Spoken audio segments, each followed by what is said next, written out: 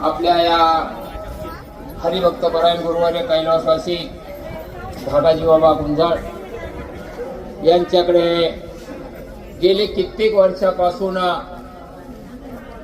बाबाजी चैतन्य महाराजांचा हा दिंडी सोहळा गेल्या कित्येक वर्षापासून या ठिकाणी येतो आहे।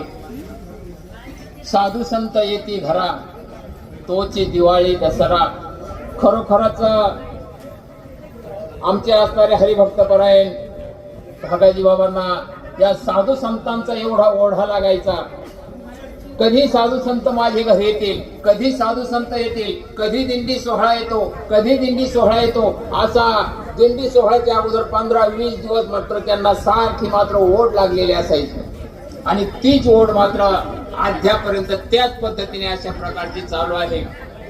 गेले 5-6 वर्षापूर्वी वृद्धापकाळाच्या अवस्थेमधून बाबा निघून गेले।